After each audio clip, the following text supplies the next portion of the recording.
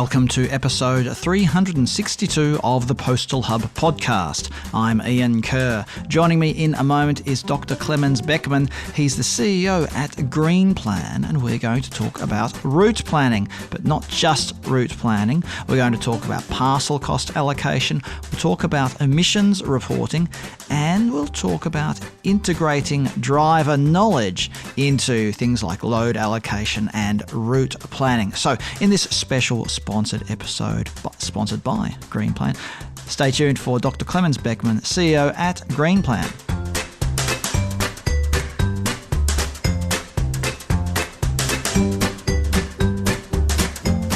Joining me on the line is Dr. Clemens Beckmann. Clemens is the CEO at Greenplan.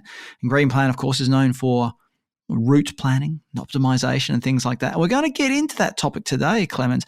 But before we do, let's just talk about what's out there at the moment. What's the problem, what we're trying to solve when we talk about route planning? Because for a long time, we were really just talking about, saving money, weren't we? Reducing miles. I feel like it's more than that now. Route optimization and route planning, the stakes are even higher than they've ever been. Is that how you see it?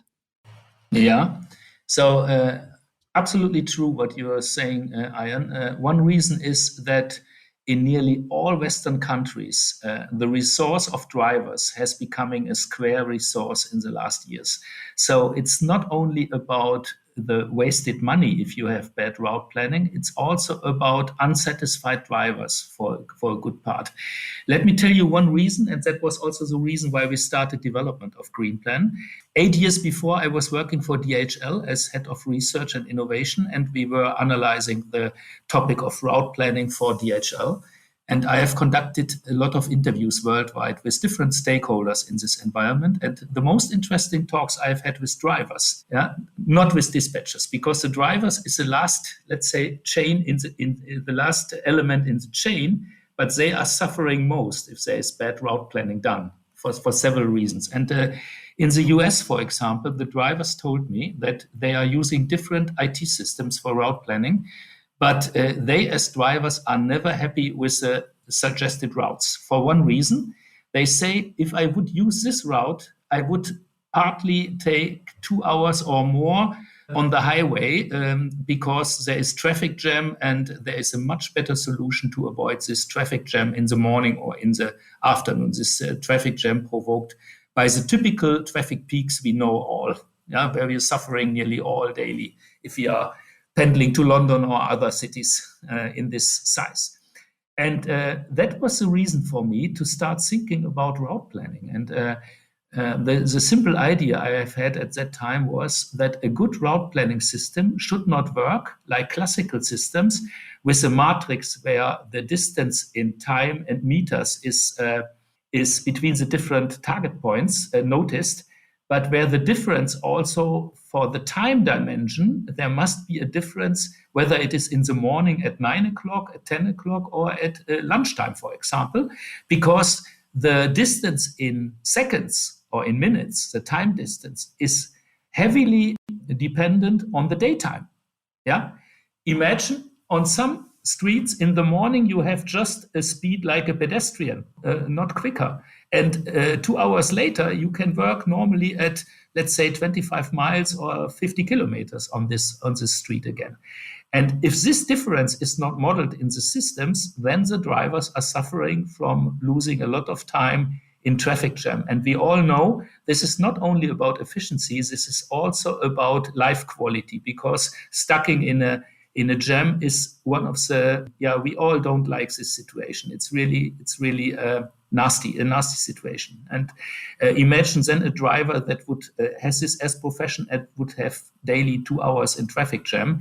So with Greenplan, we've got a lot of positive feedback from the drivers that the software is delivering intelligent routes because they're losing less time in traffic jam. This idea of intelligent route planning, I think, is quite important. Another thing it was a couple of years ago, there was a drivers talking about how their route planning software was making them stop on one side of a 4-lane highway and cross across the highway to deliver on the other side of the road, as if it were a suburban street. So is this are these sorts of little factors that that the driver intuitively knows because they know the area, but they might be invisible to a machine, shall we say, that's looking at it purely from a distance perspective? Is that what you're driving at? Yeah, so it's really important. And the example is very striking, what you mentioned.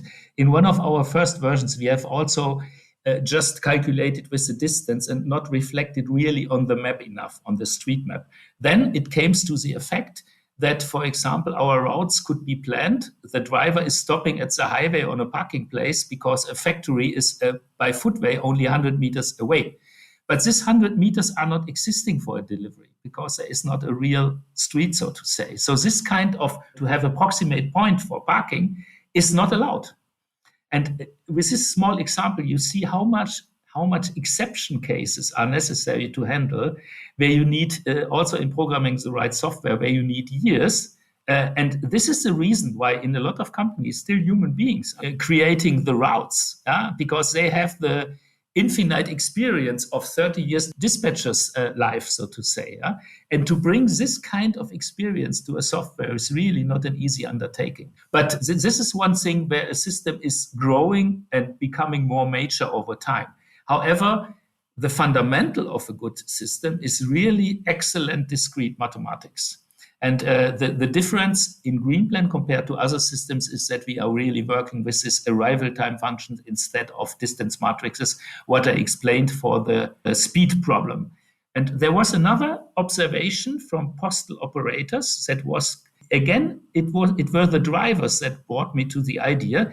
As post managers, we sometimes work in the hub at Christmas time because there's so much volume that the managers should also help in the hubs.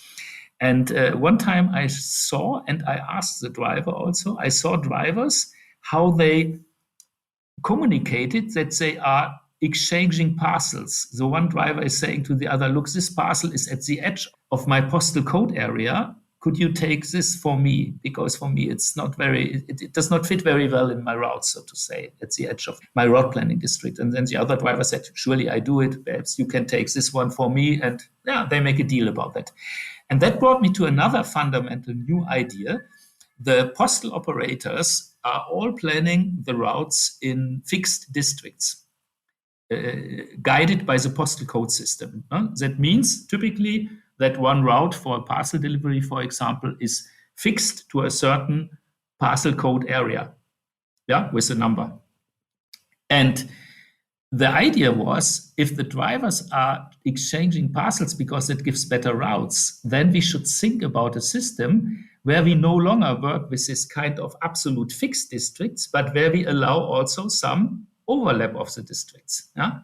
We could never do it fully dynamic because there is a postal tradition to do it in these postal code areas, and all are accustomed to the system, and that has a lot of advantages in terms of low handling time, because it's an advantage if the driver knows your home address, for example, then he is more experienced how to deliver the parcel. He knows, for example, an alternative place. He knows when he should not ring because there's a baby and all these factors. So there are good reasons for postal operators to work in these districts. However, so we should not give up the district concept. However, with allowing districts to overlap at the edge, we could do a wonderful volume balancing.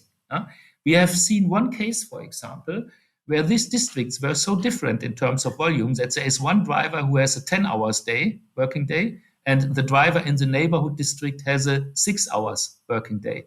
And now with the overlap, we can bring both close to the 8 hours delivery. So we can balance the volumes much better between the drivers. And nevertheless, with more than 80% of their addresses, they are familiar with the addresses. And the new addresses where the overlap is, they are both expanding their knowledge that these addresses in the overlap are best known by not only one driver in one postal code area, but also in the driver from the neighborhood postal code area, so to say. This is the other fundamental idea, the overlapping districts idea, which was also quite complex in calculation, but which gives a lot of potential also concerning drivers in making drivers more happy because their working models, their working time could come much closer to the desired 8 hours model. So when you talk about this load balancing, it seems to be a very parcel-centric idea. Is this an idea that also applies when you're delivering letters as well as parcels, or even only letters? Because we've seen a growing number of postal operators are looking at mixing their letter and parcel streams. Yeah, I have taken the postal example because everybody of us knows that the postal operators are working with these postal code areas. This we use as well for retail deliveries, B2C home delivery, for example. It's well transferable. There is one condition: you must have a certain density of delivery points. So if you have 2 less delivery points per drivers, if you have models where one driver is only delivering at 3 or 4 points, then it becomes more difficult. You need a certain minimum amount of points where you can define alternative delivery either for this driver or for that driver. So when we've talked about route optimization and route planning in the past, as we mentioned at the outset, it's often been one of the key drivers has been reducing last mile costs. The flip side to that, I suppose, now is we want to calculate parcel costs or individual parcel costs in terms of the dollars or euros or pounds or whatever, but also in terms of emissions.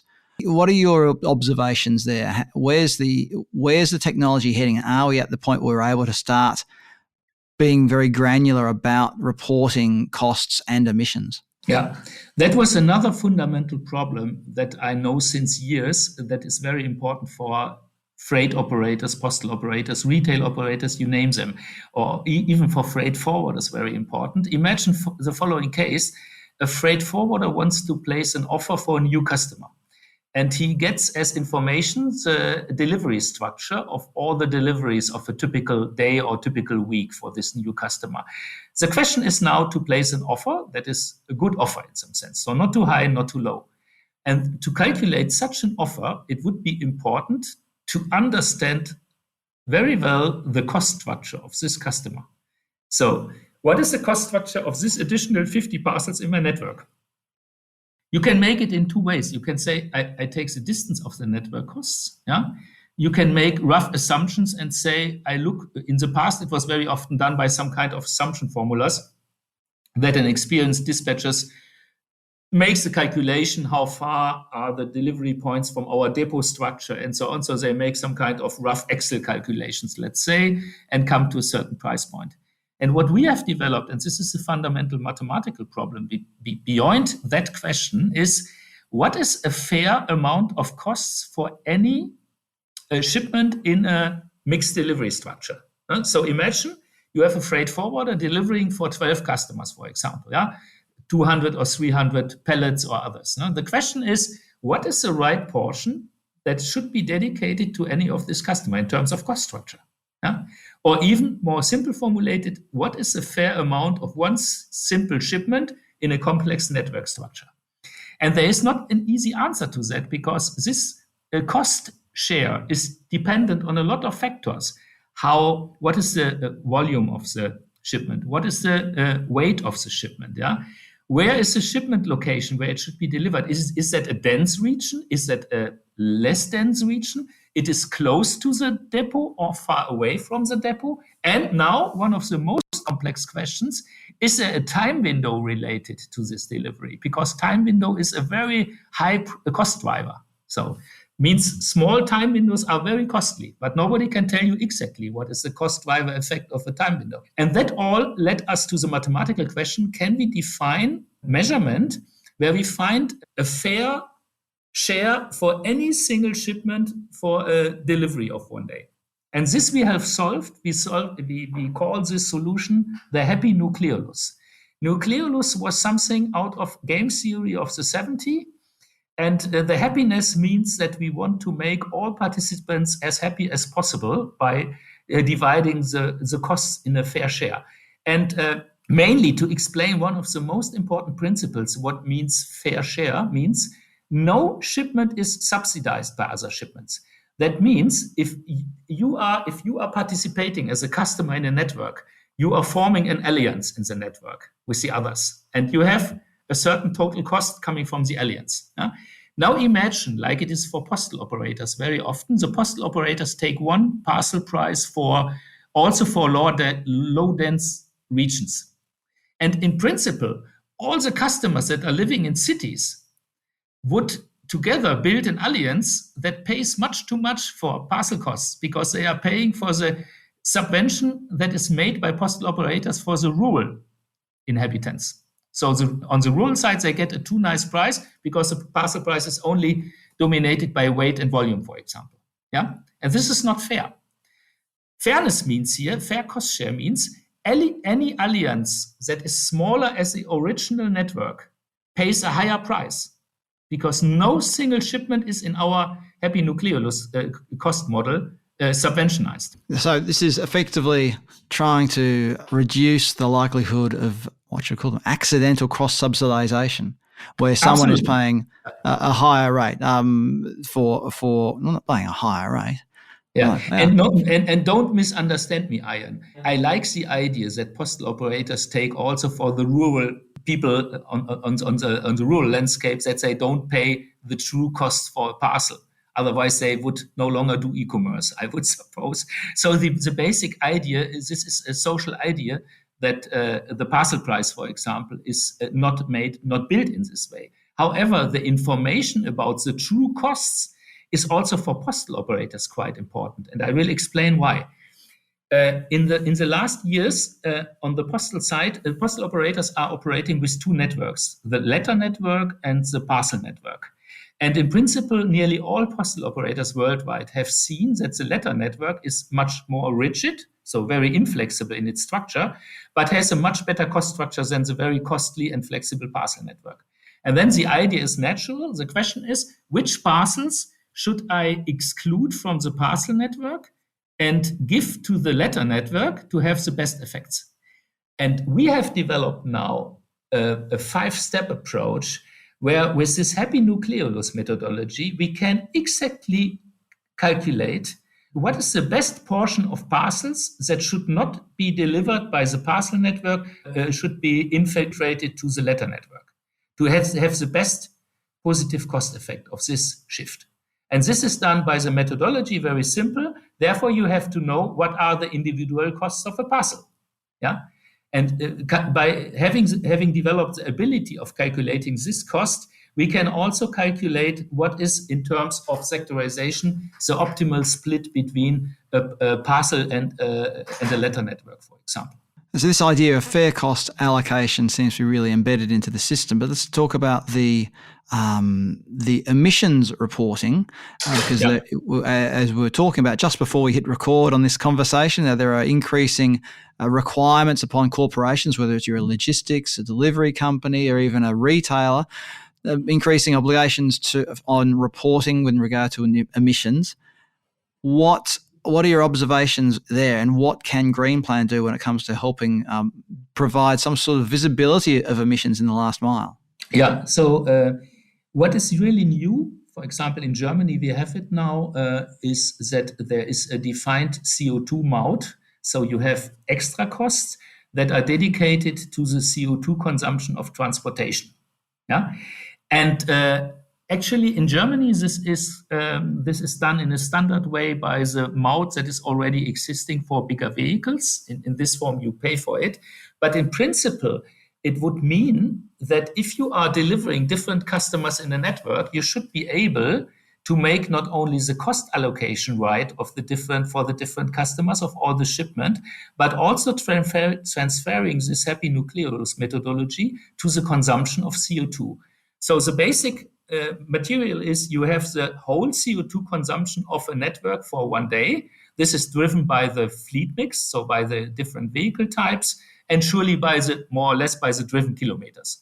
A certain role also plays the height. So in the mountains, it could be even more than on a plane without height differences. But let's only speak about kilometers and the route, so to say.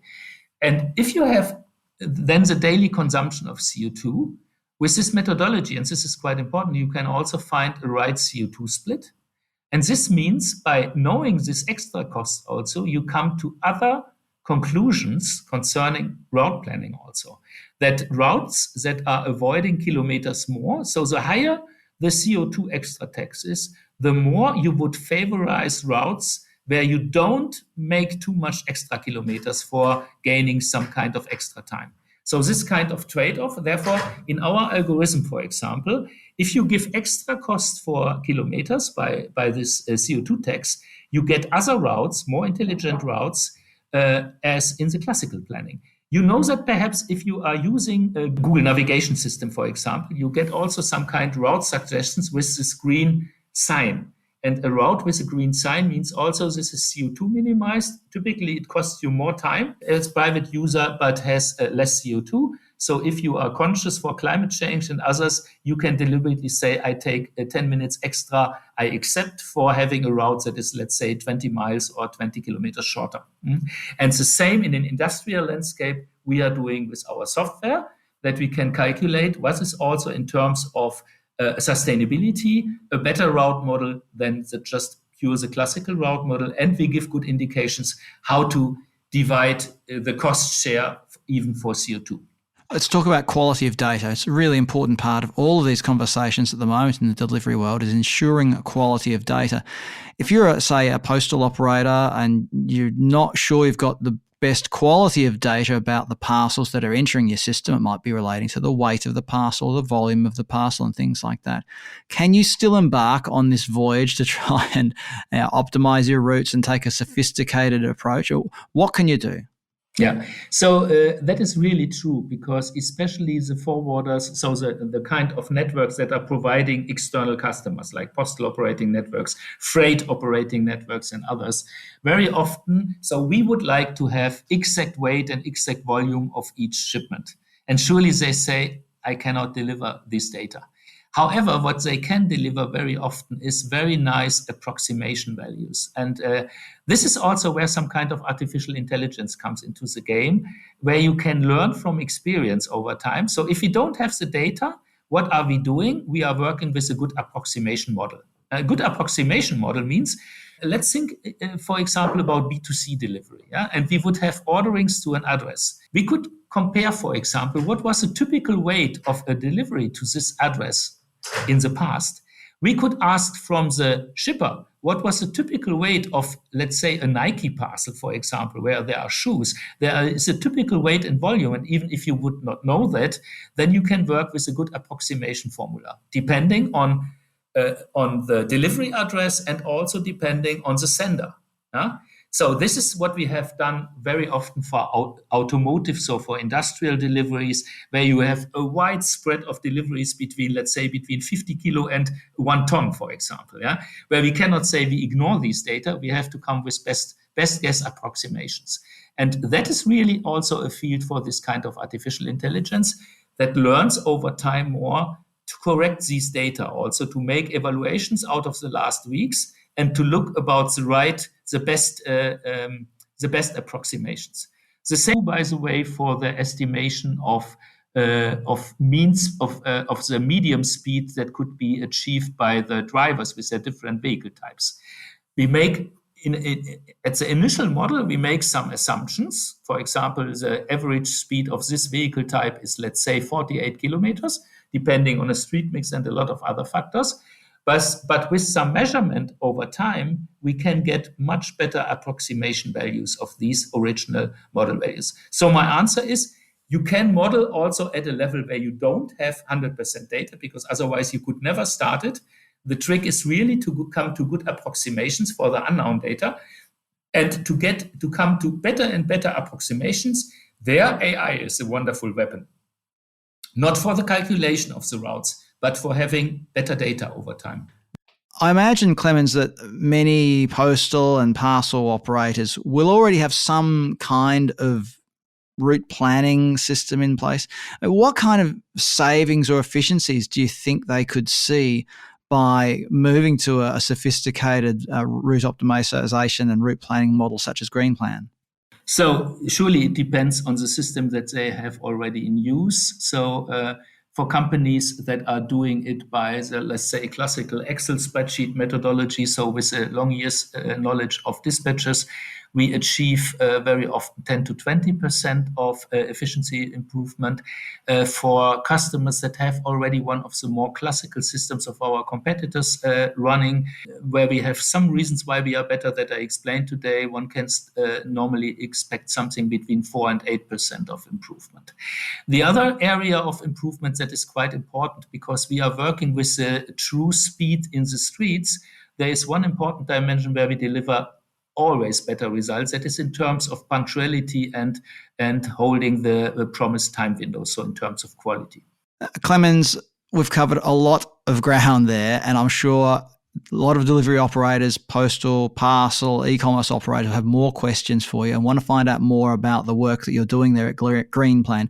So if people want to get in contact with you or want to contact the company, what should they do? So to learn more about our product, what we have developed and others, the website is a very good source of truth. So they can go to our website.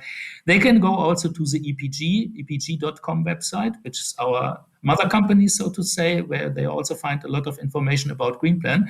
And when they have a question for me personally, they can contact me, and I'm happy about that, to answer questions on LinkedIn, via LinkedIn. I have a portrait of myself in LinkedIn, and I'm very active there.